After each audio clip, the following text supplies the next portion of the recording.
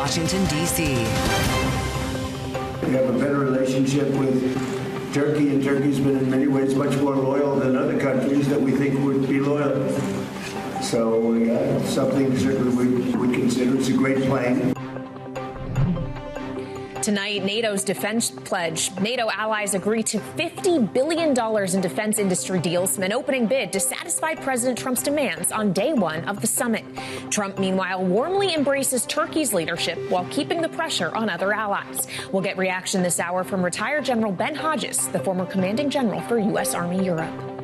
Plus, oil waiver revoked. The U.S. ends a waiver allowing Iranian oil sales, rolling back a central piece of its interim peace deal with Tehran.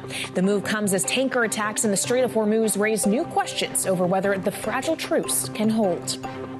And step aside, Senator Bernie Sanders joins a growing list of former supporters urging Graham Platner to leave Maine Senate race after a sexual assault allegation Platner has repeatedly denied. From Bloomberg's Washington, D.C. studios to our TV and radio audiences worldwide, welcome to Balance of Power. I'm Kaylee Lyons, alongside Joe Matthew. Kaylee, we kick off our coverage tonight in Turkey, where the president is meeting with world leaders at the NATO summit. Just getting underway today, the gathering taking place as the conflict with Iran and Russia's war with Ukraine hang in the backdrop, with Russia launching attacks in Kyiv just before the summit. And today, at least 3 oil tankers hit in the Strait of Hormuz, prompting the U.S. to revoke a waiver that allowed the sale of Iranian oil. That was enough to send crude oil prices sharply higher, with Brent crude back above $75 a barrel, all because of geopolitics. For the latest, we go to Bloomberg's AnneMarie Hordern, who is in Ankara at the NATO summit, traveling with the president. And AnneMarie, it's great to see you. I know it's after midnight where you are there. We'd like to hear some details on the multi-billion dollars in defense deals announced. But I have to start with this move by the U.S. in the Strait of Hormuz. Is the ceasefire still in place? Well, the ceasefire seems to be in place, but really hanging on by a very thin thread, because not only have you had these attacks yesterday when it comes to vessels transiting through the Strait of Hormuz, most notably a Qatari LNG as well as a Saudi-linked vessel, but you have the United States coming out with a response to the Iranians, revoking those waivers they just recently gave Tehran to be able to sell their Iranian crude and other oil products on the open market. So now that was supposed to be going for 60 days. That's been revoked, and they need to wind this all down in just the next few days. So it is a response from this administration, given what they are seeing from the Strait of Hormuz, and really a response to the regime to say, if you continue with these attacks, this is what's going to happen. The carrot and stick approach. Well, that carrot has been firmly taken away. And this is going to maybe put some pressure on the Europeans, of course. This has been the latest source of friction between Washington and Brussels. We know that Europe is a lot more vulnerable to energy prices and energy price spikes. So potentially this is going to become a really serious focal point tomorrow when the leaders gather once again at the summit. Well, and while the Strait of Hormuz and help from U.S. allies that the president feels was inadequate will certainly be a subject of conversation, AnneMarie, I would imagine defense spending is also going to be high on the president's agenda. How far does $50 billion in defense industry deals go to assuage his concerns over other allies stepping up? The president's certainly going to welcome a lot of these deals, especially when some of them involve U.S. defense contractors. And right now, it's as little as $50 billion. So potentially we're going to hear more deals that are being announced. But we always knew, and I think the United States understood, that this was going to be a long road. Last year was really the big commitment to make sure that within the next 5-10 years, you saw all of these countries growing in terms of their commitments to spend on defense. 5% of GDP, 3.5% of that would go to the hardware, the aircraft, their surveillance systems, and then the remainder 1.5% would go to the bridges, the ports, the roads, all the infrastructure that has to support the defense industrial base. And that's why this summit, Mark Rutte really talked about it being a defense industrial revolution for the transatlantic alliance. This idea that Europe is going to have to start to spend a lot more. Sometimes it's their own defense contractors. Sometimes it's going to be in the United States. A lot more hardware as well as coming out of here in Turkey. But to your point, Kaylee, $50 billion to get to those kind of numbers, it is going to take years. It is going to take decades. All right, Bloomberg's AnneMarie Hordern live from Ankara, Turkey. Thank you so much for joining us. And joining us now on this and more is retired General Ben Hodges, the former commanding general for U.S. Army Europe. General, welcome back to Bloomberg TV and radio. It's good to have you, sir. As we consider this $50 billion in defense deals that was announced today, the promise these NATO allies have made toward achieving that 5% of GDP spending on defense, is this going to be adequate progress, do you believe, for this administration, or does this all need to happen much more quickly? Well, Kayleigh, of course, other nations are spending for their own defense and to protect their interests and for their contribution to NATO. Nobody should be doing this to try and please President Trump. That's not how the alliance works. I think that we have seen over the last few years growing recognition by allies that they did have to accept more responsibility. The president certainly was correct to call them out. But it's also the growing threat of a Russian attack. Europeans can see what's happening. Canada can see what's happening. And so now they're finally taking steps to make the right contribution to their own security and to the alliance. This is not to assuage the American president. Does it matter who they're doing business with, General? It's great to have you back. When we see Saab, for instance, taking the place of Boeing in a $5 billion radar contract, what does that tell you about our relationship with NATO? Well, that's a great point, Joe. Look, this is, I think, going down the road, the way the administration has gone about working with allies, constantly berating them, talking about Greenland. I mean, the president even opened up today talking about Greenland should be ours. That has done more damage to how Europeans perceive the United States than almost anything else. And so no surprise that the trust that they have in us is weakening. And so that's why they're looking elsewhere for to get the capabilities they need if it can be found elsewhere. So I think we're going to regret this in coming years and perhaps even becoming less relevant to what goes on in Europe.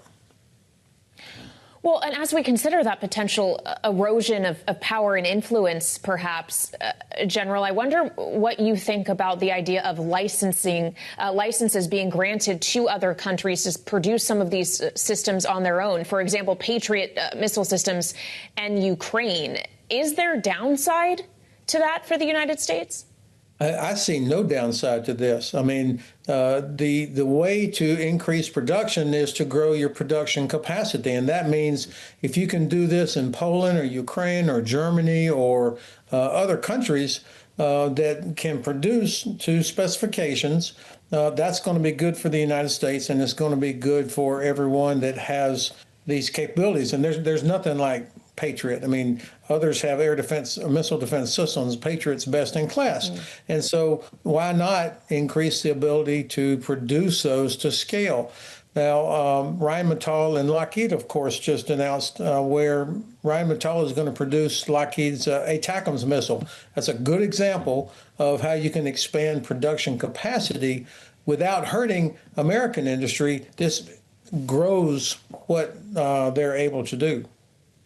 Well, of course, this goes both ways, or certainly could, General. Should the Pentagon be seeking a deal in which we license to the Ukrainians the ability to make those Patriot missiles they need so badly, and Ukraine licenses to us the drone technology that we appear to need badly in Iran? Is that the way this goes this week? Well, I think that's a pretty good outcome. I mean, why would you not want to get your hands on the best possible capabilities that are out there until you can make it yourself? And of course, it's not just the hardware, it's also the tactics, it's how they're employed. And this is where Ukraine really is best in the world at using these kind of technologies and keeping abreast of technological changes. So we would want to be able to purchase their capability, but also to learn how to do it. And I don't know that we have the sense of urgency yet to really get our arms around that. Well, as we consider the advancements Ukraine has made, the ability Ukraine has shown to strike deep inside Russia and target a number of Russian oil refineries, for example, is there a tide shifting here General, do you believe Ukraine's military advances are enough to bring Russia to the negotiating table in a realistic way, in a way that we haven't seen yet in the second Trump term, as he had promised? There's no doubt that the momentum has shifted in favor of Ukraine. It's hard to say that, it's irreversibly changed or that we're just around the corner from some kind of peace negotiation. But I think that the Ukrainians have figured out with their capabilities how to strike targets at great distance deep inside Russia. The refinery that they hit yesterday, 2,500 kilometers away in Siberia, that's incredible. And it's only going to get better for Ukraine and worse for Russia. And I think they know that if they can destroy Russia's ability to export oil and gas, it will be very difficult for Russia to get the financial resources they need to sustain this war. So this seems to me to be a path to a Ukrainian victory if they can sustain it. And this is where we should be helping them. What do you make of this conversation about F-35s with Turkey, General Hodges? It does appear that President Trump, at least based on the rhetoric we heard from him earlier today, may be on the precipice of green-lighting Turkey's reinstatement, if you will, the F-35 program, knowing that it had invested in a Russian-made air defense system that caused quite a bit of controversy. Benjamin Netanyahu does not want to see Turkey get its hands on this platform. Do you? Yeah, I do, but it's got to be done in accordance with the law. Turkey has been a good ally since 1952 when they joined NATO.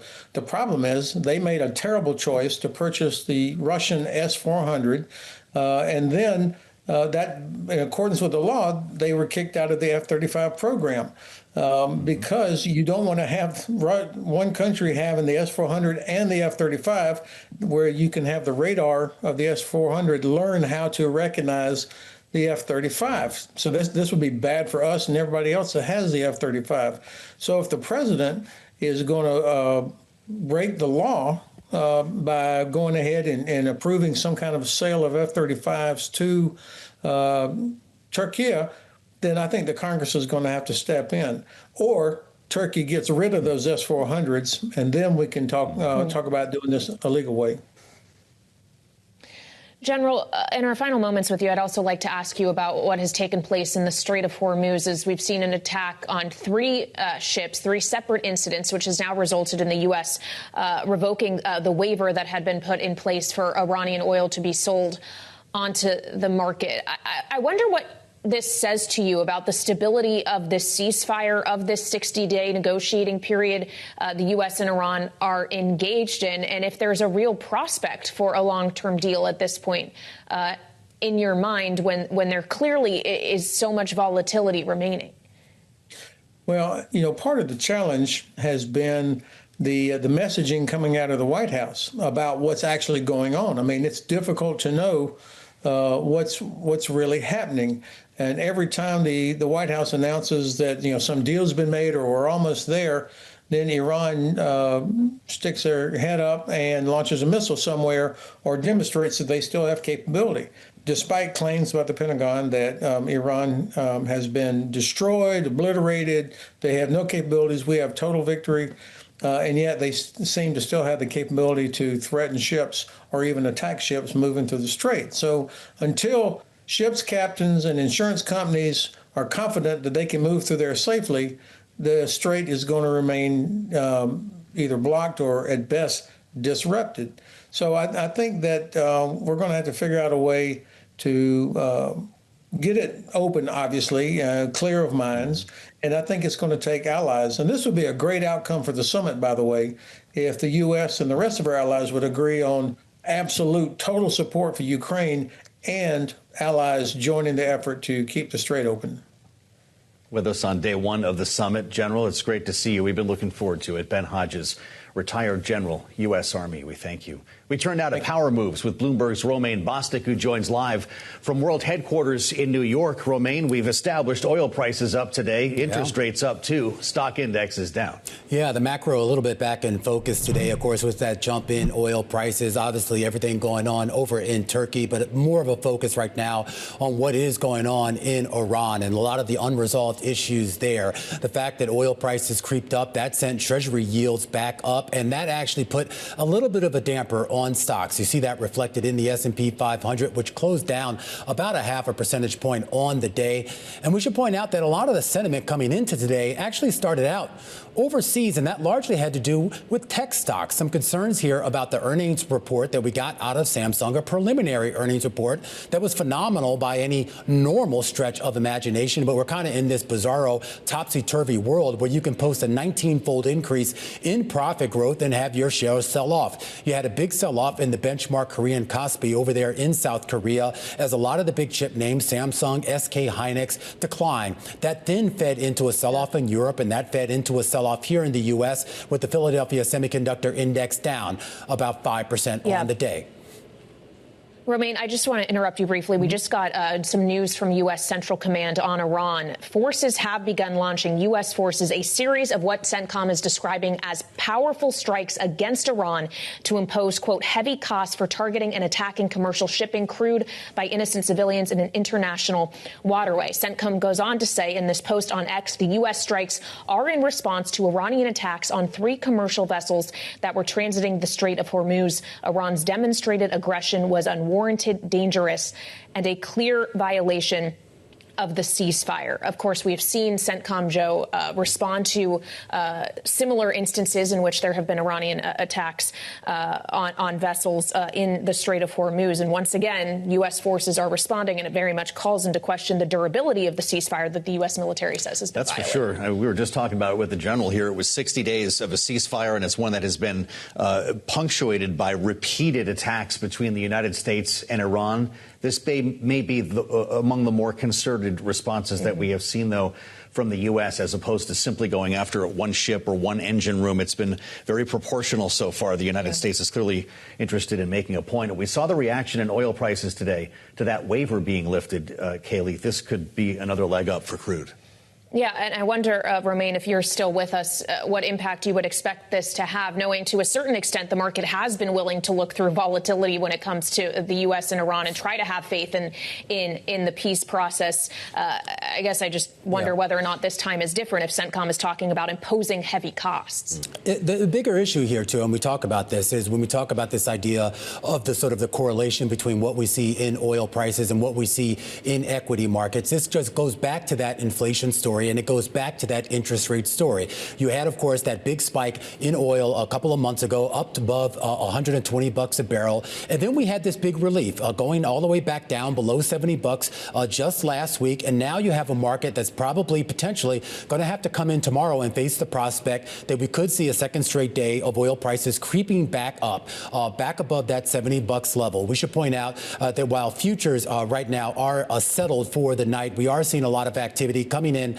to some of the ETFs that are still trading, including the SPY and the triple Qs. They are down only about 0.1%. But this gets to that idea here that when you talk about how to value a stock, it's a very simple equation. And at the bottom of that equation, it's basically what erodes the potential value of those earnings. And the thing that does that, of course, is inflation and the residual effects that has on interest rates. Yeah, Romaine, we're looking at gas prices, of course, with that in mind as well. And we came down to $3.79 today. Yeah. Seeing an increase in crude to this level will obviously go a long way to breaking that trend, whether or not it's sustainable. And this is something that impacts consumer spending, consumer confidence. And when you look at diesel prices, of course, the shipping fuel of choice, the economic implications here are massive. And it's kind of interesting, too, Joe. We talk about this idea of earnings season starting to kick back in about a week's time. Yeah. So we're actually going to be able to hear from a lot of these executives once again. And I feel like if you had started this planning for your earnings call a couple of weeks ago, you were probably going to come in feeling pretty good about giving guidance for the rest of the year and talking about what your cost picture is. But if what's transpiring here in real time right now turns out to be something longer than just a one-off, then that changes the complexion of what they're going to have to communicate to investors. And again, just a reminder here, once again, that it's really these macro issues, these geopolitical issues that have been a huge, huge impediment to future gains in this market, despite all of the outsized gains that we've already seen. All right, Bloomberg's Romaine Bostick, thank you so much. Dealing with the breaking news that has just come across the Bloomberg terminal. Again, U.S. Central Command says forces have begun launching a series of powerful strikes against Iran to impose heavy costs for targeting and attacking commercial shipping in the Strait of Hormuz. We'll have more on this later on in the program. But we also want to talk about some issues impacting domestic politics, as today Senator Bernie Sanders has broken his silence on Graham Platner, the embattled Senate candidate in Maine. Sanders endorsed Platner a year ago, saying today he should step aside in the aftermath of sexual assault allegations that Platner denies. And the clock for Platner to decide whether to leave the race is ticking. There are just 6 days left until a key deadline in Maine for Democrats to be allowed to change out the candidate who will face incumbent Republican Senator Susan Collins on the ballot in November. As famed political analyst Larry Sabato said just yesterday, quote, without a new Senate nominee, Maine Dems are probably handing the seat to Susan Collins on a golden platter. Joining us now for more is Bill Scher, politics editor for the Washington Monthly and longtime Democratic political strategist and commentator. Bill, welcome to Bloomberg TV and radio. We spent most of the day today checking the wires, wondering if and when the news would cross that Platner had indeed decided to end his campaign. Are you surprised he hasn't yet? I'm not surprised. I feel like he and his team are true believers, and they don't want to just give the nomination to just any Democrat. They really believe in disrupting the Democratic Party. And so they either want to stay in it to the bitter end or ensure someone of like mind is in that spot. And that's why they're trying to hold out and see if they can try to force the state party's hand. And so this might be a game of chicken between now and Monday, which is the deadline for him to quit if he has to get off the ballot. Right. Well, I saw your column yesterday in Washington Monthly. If Graham Platner won't quit, Democrats need to quit him. Bill, it appears they have. We can list the ways. Kayleigh mentioned Bernie Sanders, Ro Khanna, just about everybody who's made tracks to Maine and was apologizing at one point for Graham Platner has withdrawn the endorsement. Why would he have any say in who comes next? I mean, as a literal matter, he has to quit to get off the ballot under Maine law. They can't literally force him off. And now they're doing pretty much everything they can to force him off. Does he have the leverage to cut a deal? The only leverage that he has is that he can say, I'm not going to leave unless you do what I say. That's the leverage that he has.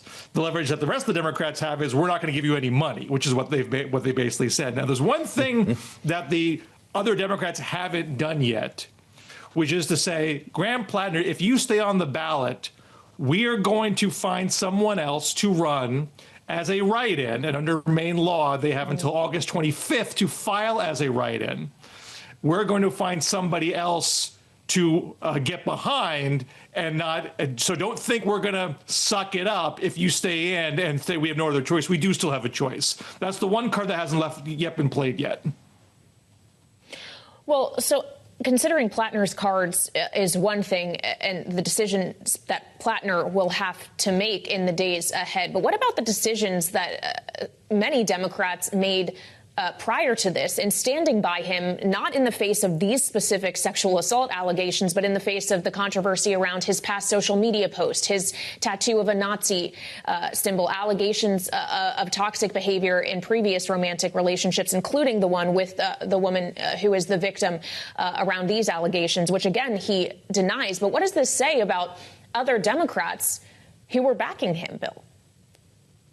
Well, considering that most have at least gotten to that place today, if we're going to compare Democrats and Republicans, we have a president of the United States that was found liable for sexual abuse in a civil trial, and he's president of the United States, and almost every Republican still backs him.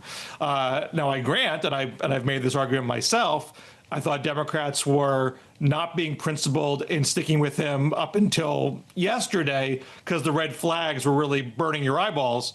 But I think you have two camps of Democrats there. One are the hardcore, diehard Platner supporters that felt we need him. He's indispensable to the cause of change in the Democratic Party, and we can't sacrifice him. And then there are other Democrats who waited until the primary vote last month and said, well, if this is what Maine Democrats want, then who are we to say no? We got to suck it up and be team players here. And the absolute red line that almost no one's willing to cross is credible accusations of rape. I mean, there's just no real acceptance of that, except for the very, very small few at this point. So at least those are being vocal, unless Graham Platner tries to force the issue and say it's me or nobody. Let's see where you stand now. We've got less than a minute left then. Bill, have Democrats lost Maine? I mean, Graham Platner could still be forced out. He could still quit. Someone with a clean slate could get in there. Susan Collins' favorables are not good right now, and it's a blue wave coming across the country. Every data point we have says that. So I don't think it is lost. I think Graham Platner would lose if it was him. The party has to find a way to unify and make the race about Collins again and not about Graham Platner. It's good to have you with us, Bill. Appreciate your insights. Bill Scher with us live on Bloomberg. Thank you. Coming up, from Trump accounts to price cuts at Walmart, the lengths the president is going to in order to sell his economic message, and the new Bloomberg report that could spell trouble for him in November. We'll bring you updates next on Balance of Power, only on Bloomberg TV and radio.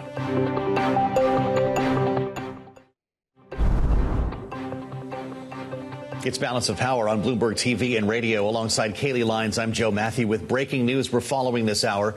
U.S. Central Command confirming strikes against Iran in response to Iran's attacks in the Strait of Hormuz, with at least 3 tankers hit by the regime.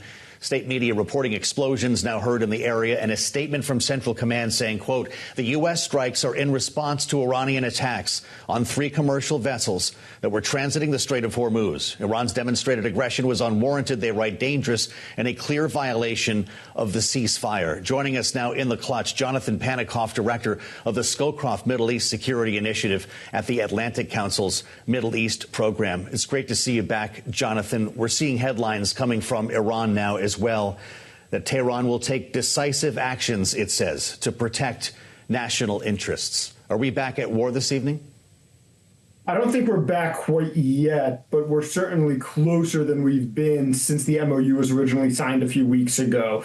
Look, the reality is we've seen a number of escalations and then very quick de-escalations, largely, frankly, after the markets have closed over the last few weeks. I think optimistically, this is another one of them. I think what's going to be a challenge here is you saw 2 things. Yes, you saw the U.S. strikes, but you also saw the revocation by the U.S. government a couple hours earlier of allowing Iran to sell oil, to produce oil, to deliver the oil. And that's also going to be viewed by Tehran as a violation of the ceasefire on the U.S. side. So there's going to have to be some tamping down. I have no doubt that Qatari and Pakistani officials are already working hard to try to mediate behind the scenes.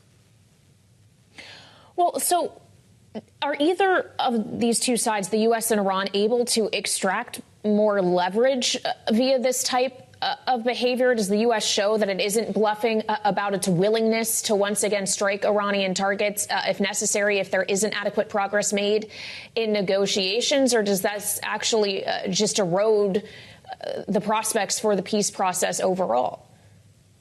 I think it's probably more likely the latter, if anything. But again, I would caution that the reality is I don't think either the U.S. or Iran actually wants to go back to a full-scale war right now. I think for the Iranians, there's not a lot more leverage to be gained. They've gone from having 1 big piece in the nuclear weapons program to having 2 with control over the Strait of Hormuz. And for the U.S., it's not likely that any additional attacks are really going to have an impact on changing this new regime's mind or willingness to concede points that are already seen to be heavily in Iran's favor. So I think there's still a fairly good chance that you get to a moment of de-escalation. The problem is every time this happens, it gets a little harder to put it back in the box the next time and just to revert to the status quo.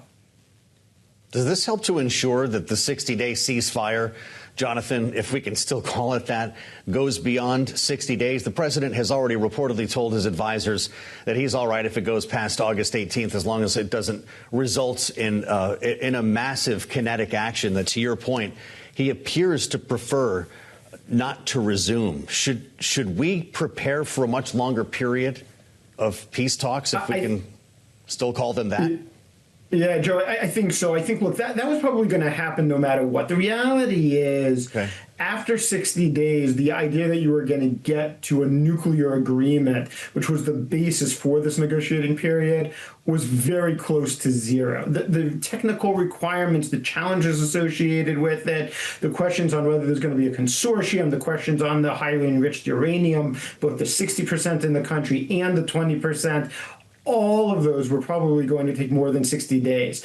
The problem becomes how much more. In other words, I think where there's going to be a challenge for not only the U.S. and here in Washington, but for European allies, for East Asian allies, is that when you're looking for market stability, is this just going to drag on? That this is actually going to become the new status quo, that you're going to have very quick moments of increased escalation of attacks, and then we'll go back to quasi-ceasefire, but we don't actually move to a final agreement. I think that's going to be the harder challenge that we're now approaching and going to have to face in the coming months. Well, so what does this mean for European allies, for those gathered at the NATO summit in Turkey, knowing that President Trump had requested that Europe step up to help secure the Strait of Hormuz while this conflict was still active? Does this kind of volatility tell Europeans that they may need to get involved if they want to guarantee that there is safe commercial transit? So I think certainly from the European side, there was a willingness. So the French and the UK have put together a maritime proposal to be able to actually send ships and to secure the strait. The problem with that is the Iranians, frankly, have a veto here, a de facto one at least, and haven't given permission or said that they'd be willing to allow that. And I'm skeptical from folks I've spoken to that right now, at least, the Omanis also would be willing to allow that. And so even if the Europeans wanted to get involved, would they be willing to do so now? And could they do so, I think, is a harder question. I'm not sure that's going to be acceptable to President Trump. I think he's going to say, it doesn't matter if they're firing. This is when we need you. You should go into the strait. You should help us. I certainly think during the NATO meetings, it has a chance to really be an additional point of contention, or perhaps a compounded point of contention, I should say. All right, Jonathan Panikoff, thank you so much for hopping on with us as we deal with this breaking news. Both Iran and the U.S. are saying there have been violations of the ceasefire and the MOU, as Central Command, of course, details the launch of strikes against Iran. And, of course, the result of this renewed tension in the Strait of Hormuz could very well be higher oil prices, which would have political implications ahead of the midterms. A new analysis by Bloomberg explored how the changing economic conditions in the U.S. might impact the Republican Party's chances of holding onto both houses of Congress come Election Day. And joining us now for more are the authors of this new piece, Chris Kennedy and Stuart Paul of Bloomberg Economics. So, Chris, before we consider the wider economic outlook and how it factors into the midterms, let's consider the trajectory possibly of oil prices. Do you think this renewed tension in the Strait of Hormuz, the attacks on these vessels, the subsequent strikes that the U.S. is now conducting will result in materially higher prices, at least in the short term? So we saw a little jump in oil prices after this latest announcement from Treasury that they were revoking the waiver. And then, of course, I think when markets open again, we'll see another jump. Right now, the world has a lot of oil. I think the risk is that what we've seen is a declining gas price domestically, which is what consumers really care about.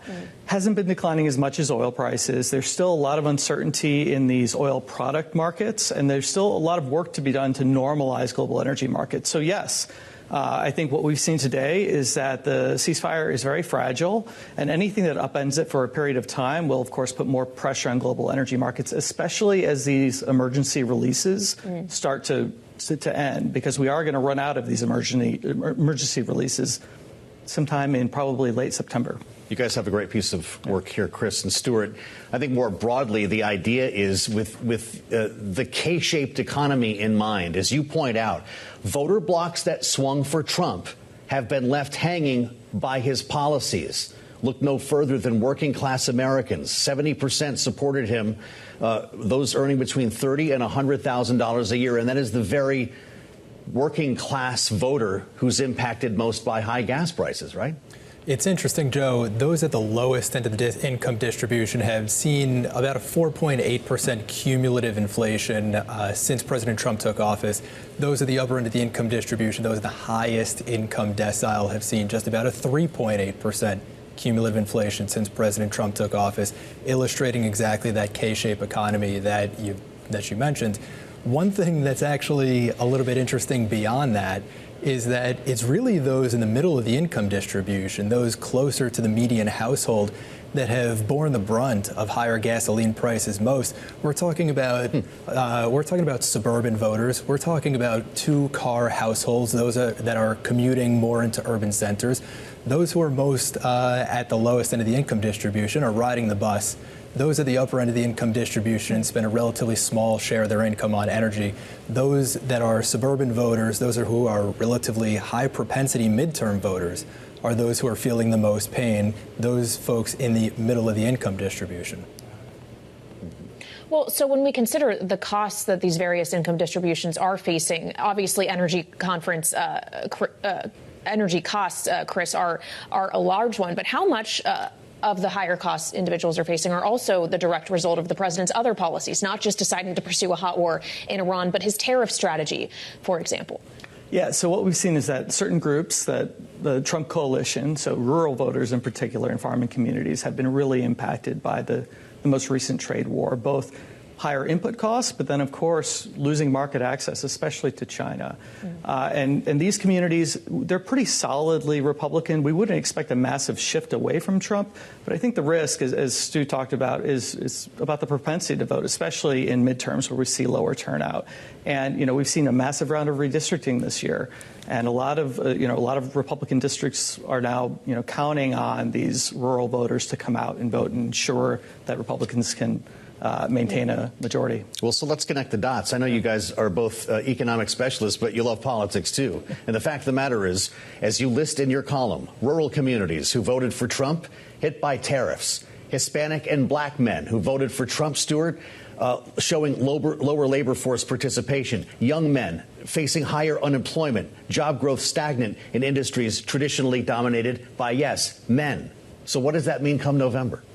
Look, I think that the GOP faces long odds. I think that young men are really going to be the key here, and those industries that are dominated by men have basically shed 225,000 jobs over the last nearly 18 months. All of the job gains that we've seen have been in industries that are primarily dominated by women. That's healthcare, that's things like education services. We've seen unemployment ticking up for young men in particular. If they don't have a high propensity to turn out in the first place, they're certainly not going to feel motivated based on the economics to show up come November. Well, and as we consider who will show up, this gets to your propensity to vote. In a midterm election, which already, obviously, Chris, has lower turnout than a presidential year. And I wonder, in terms of the demographic breakdown in the map we're considering, if this is primarily about minority voters, about rural voters, what states then would it mean that you are watching in terms of the way in which the trend could be against Republicans? You mentioned House redistricting, but in Senate races, for example, I'm wondering about a state like Iowa. Well, certainly, Iowa is very exposed to the trends that we talked about in terms of farming communities being impacted by tariffs. Of course, Michigan impacted by tariffs, all the tensions between Canada and the U.S.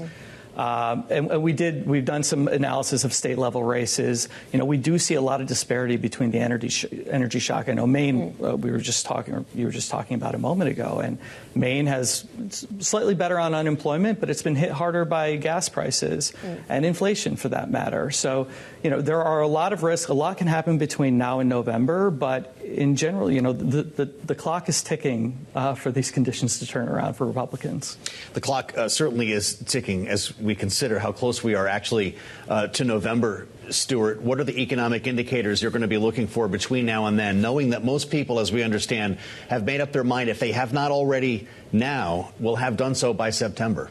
It's going to take a pretty big miracle for the GOP to see a substantial turnaround in things like consumer sentiment. So in the meantime, we just have to keep our eyes really focused on gasoline prices. Re-escalation of the war, obviously, will undergird or otherwise buoy gasoline prices domestically. The progress that we had seen to date from the end of May, basically up until the beginning of July, in global energy markets has not been seen materially or as materially in domestic gasoline prices. We would need to see further declines, or resumption of declines in global energy prices, and a quickening of the disinflation in gasoline to encourage any sort of consumer sentiment that would result in folks turning out in favor of the GOP. I'll also be looking for material de-escalation on the trade war front. Obviously, tariffs have been a major pillar of Trump's economic policy, of his global policy. And to this point, we have not seen any sort of a surge in gross exports, particularly in those states that have the most hotly contested elections. If we're looking for a revitalization of the manufacturing industry and a renaissance in what has been the Rust Belt, we have yet to see it, either on the labor market front as given by manufacturing employment, or when it comes to trade. As Chris mentioned, Michigan is caught in this place. It's caught between a rock and a hard place, sitting right between U.S. trade policy and Canadian retaliation during USMCA negotiations. Until we can see any additional trade flows, particularly a surge in exports of manufactured goods, it's going to be a rocky road ahead for the GOP, in my estimation, particularly when we focus on the economics. We've got a great piece of analysis here. I'll point everyone to Fault Lines, Bloomberg Economics daily newsletter on geopolitics and economics. You can sign up for that on the terminal and online. Bloomberg Economics, Stuart, Paul, and Chris Kennedy, our economic statecraft expert. Many thanks, gentlemen, for being with us this evening on Balance of Power. We'll have much more on the breaking news this hour. U.S. strikes against Iran and Iran's promise to take, quote, decisive actions to protect national interests when our political panel joins us next, only on Balance of Power on Bloomberg TV and radio.